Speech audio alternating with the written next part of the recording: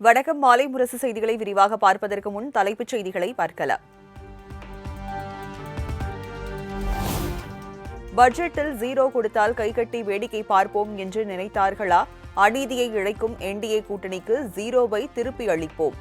மத்திய அரசை கண்டித்து 1000க்கும் மேற்பட்ட இடங்களில் மதசார்பற்ற முற்போக்கு கூட்டணி நடத்திய ஆர்ப்பாட்டம் குறித்து முதல்வர் மு.க.ஸ்டாலின் எக்ஸ் தளத்தில் பதிவு.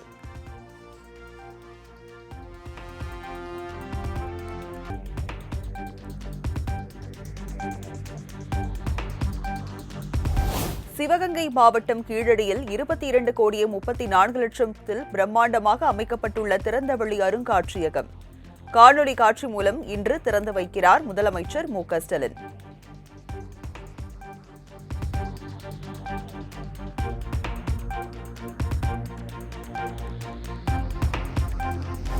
தமிழ்நாட்டில் அடுத்த டிஜிபி யார் என்பதற்கான பெயர் பட்டியலை யுபிஎஸ்சியிடம் ஒரு வாரத்திற்குள் தமிழ்நாடு அரசு பரிந்துரைக்க வேண்டும். தமிழ்நாடு சட்டம் ஒழுங்கு டிஜிபி தேர்வுக்கான குழுவில் தமிழகத்தை சேர்ந்த 2 அதிகாரிகள் இடம்பெற வேண்டும் என உச்சநீதிமன்றம் உத்தரவு.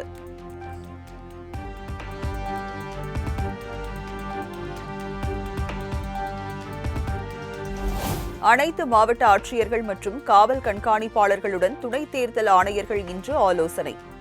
சட்டம் ஒழுங்கு பிரச்சினைக்குரிய தொகுதிகள் மற்றும் வாக்குச்சாவடிகள் குறித்து முக்கிய ஆலோசனை.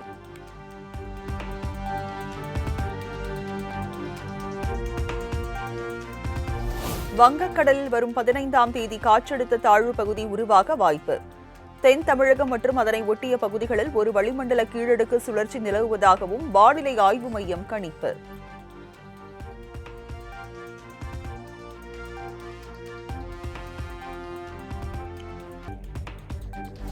நெல்லை, தென்காசி, விருதுநகர், தேனி மற்றும் கன்னியாகுமரி மாவட்டங்களில் இன்று கனமழை பெய்ய வாய்ப்பு. சென்னை வானிலை ஆய்வு மையம் அறிவுறுத்தல்.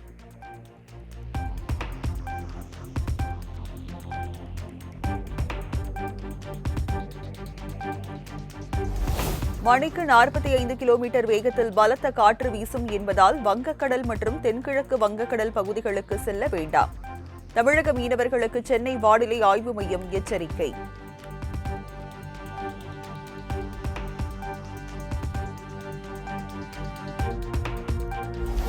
மத்திய உள்துறை அமைச்சர் அமித்ஷா 2 நாள் பயணமாக இன்று திருச்சி வருவதன் எதிரொலி. இன்றும் நாளையும் திருச்சியில் ட்ரோன்கள் பறக்க தடை விதித்து மாவட்ட ஆட்சியர் உத்தரவு.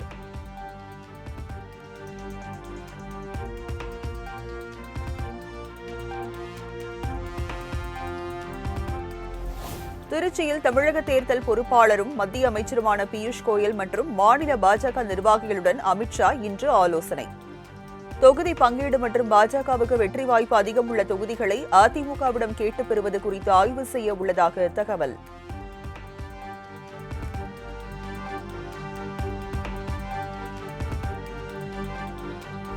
சேலத்தில் தவிக தலைவர் விஜய் தலைமையில் இன்று மக்கள் சந்திப்பு. QR குறியீட்டுடன் கூடிய நுழைவு சீட்டு உள்ள சுமார் 5000 பேர் மட்டுமே நிகழ்ச்சியில் கலந்து கொள்ள அனுமதி.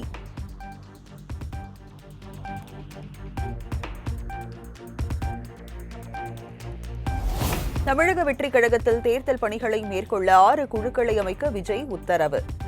சட்டம் மற்றும் ஒழுங்குமுறை குழு, பிரச்சாரம், வாக்காளர் தொடர்பு குழு, பூத் மேலாண்மை குழு, தகவல் தொழில்நுட்ப குழு அமைக்கவும் அறிவுறுத்தல்.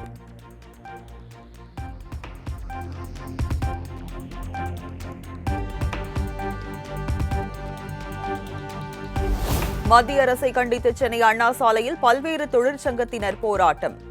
தொழிலாளர் திருத்த சட்டத்தை திரும்பப் பெற வலியுறுத்தி முழக்கம்.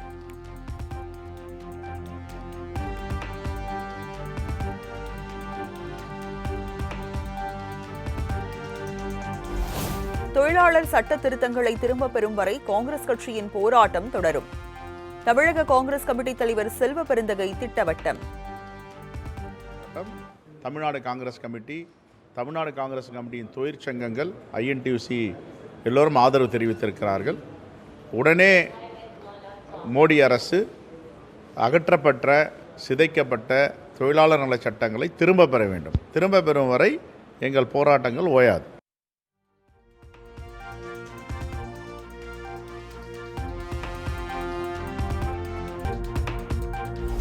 தேசிய நெடுஞ்சாலை கட்டண விதிகளை மாற்றி அமைத்துள்ளதாக அறிவித்தது இந்திய தேசிய நெடுஞ்சாலை ஆணையம்.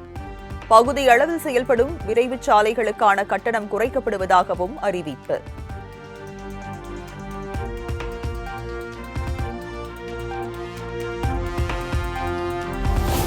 காந்தி பெயரை வைத்தால் என்ன, ராமர் பெயரை வைத்தால் என்ன, திட்டம்தான் முக்கியம், பெயரில் என்ன இருக்கிறது?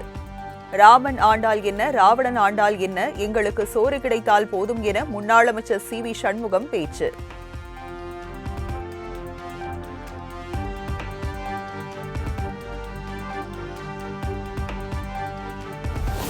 நூறு நாள் வேலை திட்டத்தின் பெயர் மாற்றத்தை கண்டித்து நாளை ஆளுநர் மாளிகை முற்றுகை போராட்டம். மத்திய அரசை கண்டித்து கிண்டியில் போராட்டம் நடைபெறும் என தமிழக காங்கிரஸ் கமிட்டி தலைவர் செல்வ பெருந்தகை அறிவிப்பு.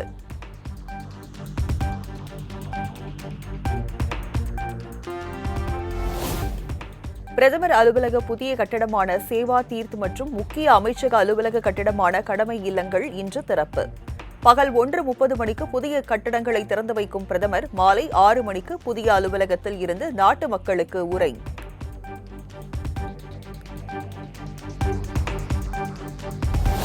அமெரிக்காவுடனான வர்த்தக ஒப்பந்த விவகாரத்தில் மீண்டும் மீண்டும் பொய் பேசி வருகிறார் மக்களவை எதிர்க்கட்சித் தலைவர் ராகுல் காந்தி. விவசாயிகள், மீனவர்கள் மற்றும் சிறு குறு தொழிலாளர்களிடம் அவர் பகிரங்க மன்னிப்பு கோர வேண்டும் என்றும் மத்திய அமைச்சர் பியூஷ் கோயல் மக்களவையில் ஆவேசம்.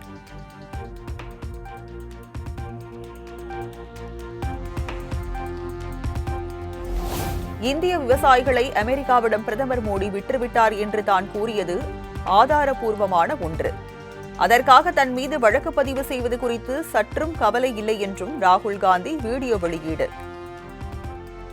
मोदी जी ने देश को बेच दिया है, किसानों को बेच दिया है. आप मेरे ऊपर केस डालो, गाली दो, जो भी आपको करना है करो, प्रिविलेज मोशन डालना है वो डाल दो, कोई फर्क नहीं पड़ता. मैंने पार्लियामेंट हाउस में सच्चाई बोली है. आपको सच्चाई अच्छी नहीं?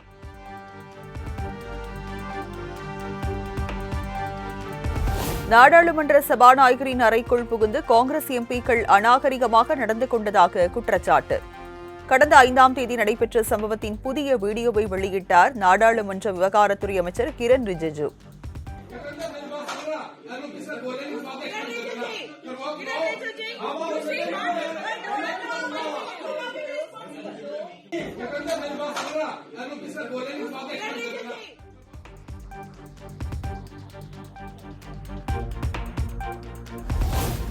மக்களவை எதிர்க்கட்சித் தலைவர் ராகுல் காந்தி வாழ்நாள் முழுவதும் தேர்தலில் போட்டியிட தடை விதிக்கும் தனி தீர்மானம்.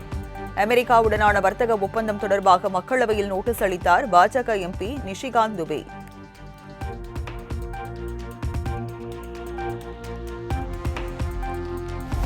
முன்னாள் ராணுவ தளபதி நரவணே எழுதிய புத்தகத்தின் பதிப்பகமான பென்குயின் இந்தியா நிறுவனத்திற்கு டெல்லி போலீசார் நோட்டீஸ்.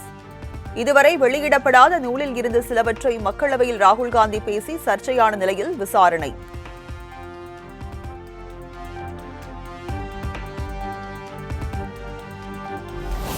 வங்கிகளில் 9,000 கோடி கடன் மோசடி வழக்கில் தன்னை பொருளாதார குற்றவாளியாக அறிவித்ததை எதிர்த்து தொழிலதிபர் விஜய் மல்லையா தொடர்ந்த வழக்கு.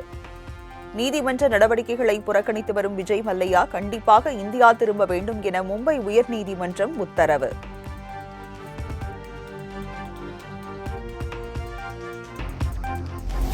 பிரான்சிடமிருந்து 114 ரஃபேல் போர் விமானங்களை வாங்குகிறது இந்தியா. 3.24 லட்சம் கோடி மதிப்பிலான விமானங்கள் வாங்க மத்திய பாதுகாப்பு கவுன்சில் கூட்டத்தில் ஒப்புதல்.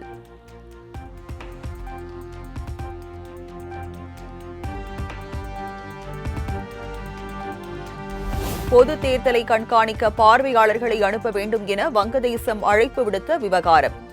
எந்த கண்காணிப்பு குழுவும் வங்கதேசத்திற்கு அனுப்பப்படவில்லை என மத்திய வெளியுறவுத்துறை செய்தி தொடர்பாளர் ரந்தீர் ஜெய்ஷ்வால் திட்டவட்டம்.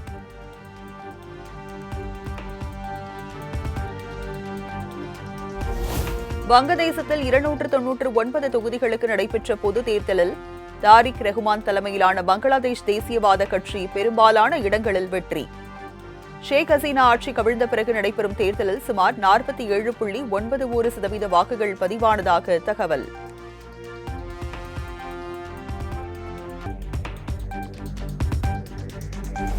வங்கதேசத்தில் நடைபெற்ற தேர்தல் திட்டமிடப்பட்ட கேலி கூத்து என முன்னாள் பிரதமர் ஷேக் ஹசீனா விமர்சனம். பூத் கேப்சர், துப்பாக்கிச்சூடு, பணப்பட்டுவாடாவுக்கு கொஞ்சமும் பஞ்சமில்லாத இந்த தேர்தலை ரத்து செய்ய வேண்டும் என்றும் வலியுறுத்தல்.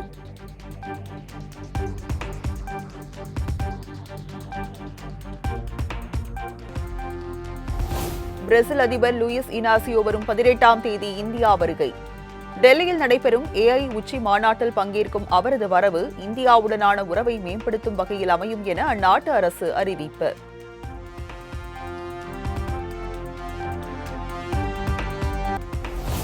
டெல்லி அருண்ஜேட்லி மைதானத்தில் நடைபெற்ற T20 போட்டியில் 93 ரன்கள் வித்தியாசத்தில் இந்தியா வெற்றி. முதலில் விளையாடிய இந்திய அணி 209 ரன்கள் எடுத்த நிலையில் 116 ரன்களுக்கு அனைத்து விக்கெட்டுகளையும் இழந்து தோல்வியை தழுவியது நமீபியா.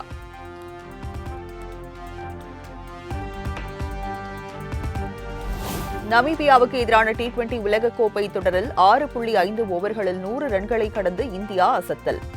கடந்த 2014இல் அயர்லாந்துக்கு எதிரான போட்டியில் 7 ஓவர்களில் நெதர்லாந்து அணி 100 ரன்கள் எடுத்த நிலையில் புதிய சாதனையை படைத்தது இந்தியா.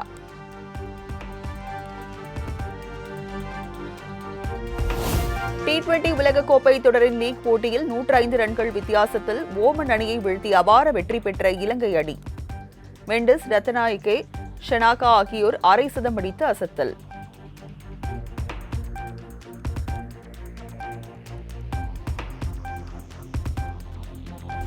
T20 உலகக்கோப்பை தொடரில் நேபாளம் அணியை வீழ்த்தி இத்தாலி அணி வரலாற்று வெற்றி.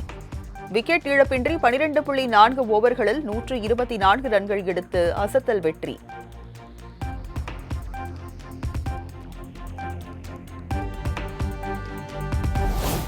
சென்னை சேப்பாக்கத்தில் நாளை இரவு 7 மணிக்கு நடைபெறுகிறது 3வது லீக் போட்டி. ஏ பிரிவில் உள்ள நெதர்லாந்து, அமெரிக்கா அணிகள் மோதும் போட்டிக்கு ரசிகர்களிடையே வரவேற்பு அதிகரிப்பு.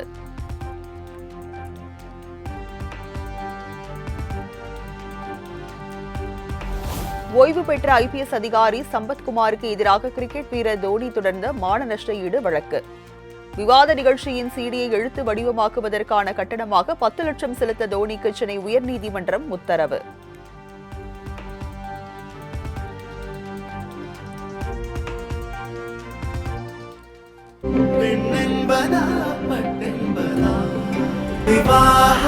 மணப்பெண்ணின் பிரத்யேகமான திருமணம் விவாஹா தி சென்னை சில்க்ஸ்.